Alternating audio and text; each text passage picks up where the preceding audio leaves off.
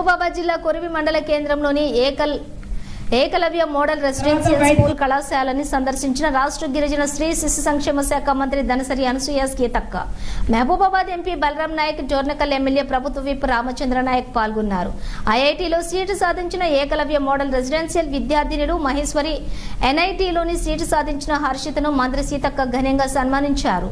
ఈ కార్యక్రమంలో collector Advait Kumar Singh, RCO Rajyalakshmi, ZPTC Bandi Venkatareddy, principal Santosh, Ambati Veerabhadram, Rajender, DSP Tirupathirao, CI Sarvaiah, SI Gopi, కళాశాల పాఠశాల సిబ్బంది పాల్గొన్నారు.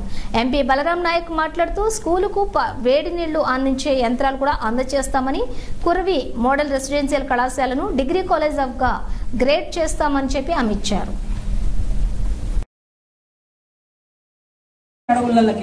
తర్వాత బయటకు వచ్చినాక ఏం చేయాలి మరి అని మళ్ళీ కూడా ఈ లైఫ్ ఏదో ఒక రకంగా సొసైటీకి ఉండాలని మళ్ళీ ఆగిపోయిన స్టడీని స్టార్ట్ చేసుకొని ఎల్ఎల్బి చేసి, లాయర్గా చేసి, ఎమ్మెల్యేగా వచ్చి అక్కడ ఓడిపోయినా కూడా ఎక్కడైతే పోగొట్టుకుంటామో అక్కడే మళ్ళీ ట్రై చేయాలని, అక్కడే మరి భారీ మెజార్టీతో గెలిచి మరి ఎమ్మెల్యే అయిన తర్వాత కూడా స్టడీ ఎందుకు వదిలిపెట్టాలని మళ్ళీ ఎమ్మెల్యే జాయిన్ అయ్యి మరి ఎమ్మెల్యేగా ఉంటూ ఇటు ఎంఏ కంప్లీట్ చేసుకున్నా, ఎల్ఎల్బి చేసిన, పిహెచ్డి కంప్లీట్ చేసిన ఉస్మానియా యూనివర్సిటీ, రీసెంట్లీ ఇప్పుడు ఎల్ఎల్ఎం సెకండ్ ఇయర్ స్టూడెంట్ గా ఉన్నా, ఇప్పుడు కూడా స్టూడెంట్.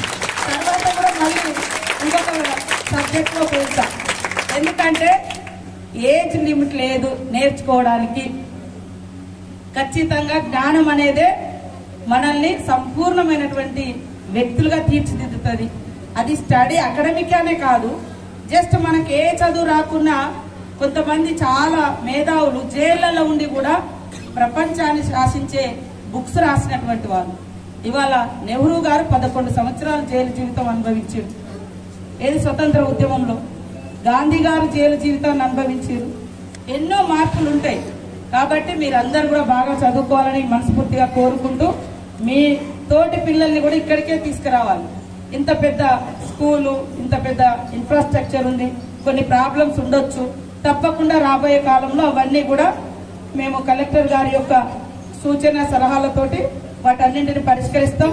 వేదిక మీద ఉన్నటువంటి మరి ఐటీడీఏ సంబంధించిన ట్రైబల్ వెల్ఫేర్ డిపార్ట్మెంట్స్ వారు కావచ్చు, ఈ స్కూళ్ళకు సంబంధించి కష్టాన్ని కూడా నేర్పాలి.